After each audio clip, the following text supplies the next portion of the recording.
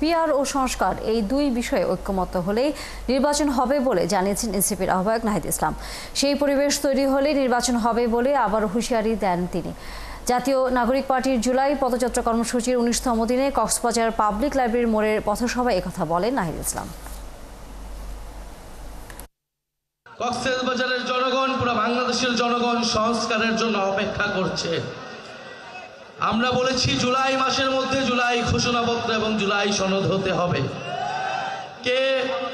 কে PR বুঝে কে PR বুঝে না, এর জন্য সংস্কার আটকে থাকবে না। কারণ আমরা জানি জনগণ সংস্কার বুঝে, জনগণ সংস্কার চায়।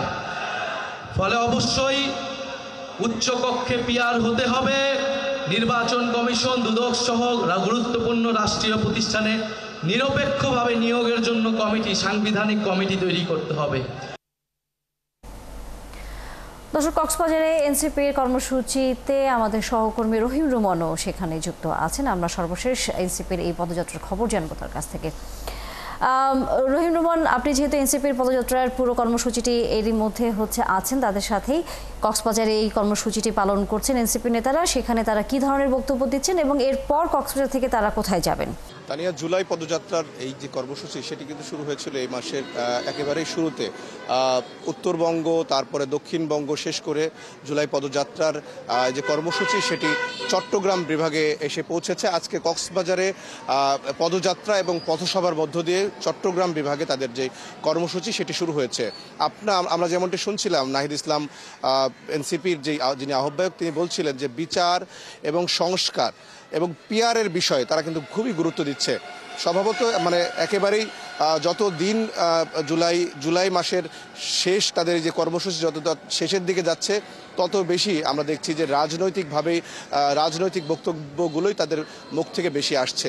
আজকের এই যে কক্সবাজারের যে পদযাত্রা, পথসভার যে কর্মসূচি, সেই কর্মসূচিতে এনসিপি নেতারা বিশেষ করে একটি দলের নেতাদের বক্তব্য, একটি দলের নেতাদের নানান রকমের বক্তব্যেরই আসলে প্রতিক্রিয়া জানিয়েছেন।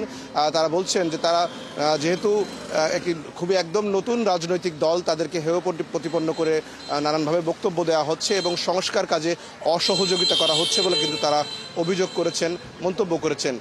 এখানে আরও একটি বিষয় তারা বলেছেন যে যেই ফ্যাসিবাদী শাসন ব্যবস্থা গত বছর জুলাইয়ে গণ অভ্যুত্থানের মাধ্যমে ছাত্র জনতার রক্তের বিনিময়ে অর্জিত হয়েছে, সেই গণ অভ্যুত্থানের যে আকাঙ্ক্ষা, চেতনা, সেটি আবারও ভেস্তে যাওয়ার জন্য এক ধরনের পরিকল্পনা চলছে বলে তারা মনে করছেন। তারা বলছেন যদি আবার কোনো গডফাদার তন্ত্র বা পরিবারতন্ত্র ফিরে আনবার চেষ্টা হয়, তাহলে হয়তো আরও একটি গণ অভ্যুত্থানের প্রয়োজন হতে পারে। তারা বলছেন যে এইবারের যেই সংস্কার এবং পিআর যে পদ্ধতি নিয়ে রাজনৈতিক দলগুলোতে মত দ্বিমতের দেখা দিয়েছে, এনসিপি কিন্তু বরাবরই বলে আসছে একেবারে রাজনীতিতে ভারসাম্য রক্ষা করার জন্য, সংসদে ভারসাম্য রক্ষা করবার জন্য পিআর পদ্ধতির কোনো বিকল্প নেই। তারা বলছেন যে উচ্চ কক্ষে অন্তত এই পিআর পদ্ধতি চালু করতে হবে, এছাড়া নির্বাচনের পরিবেশ তৈরি হবে না।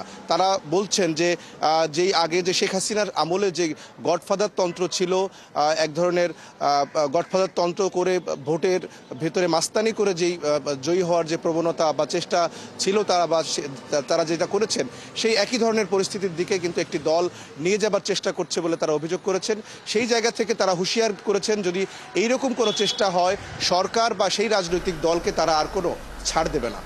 ধন্যবাদ রহিম রুমন। আপনার মাধ্যমে আমরা এনসিপির যে পদযাত্রা কর্মসূচি তারা পালন করছেন সেই খবর আমরা শুনছিলাম।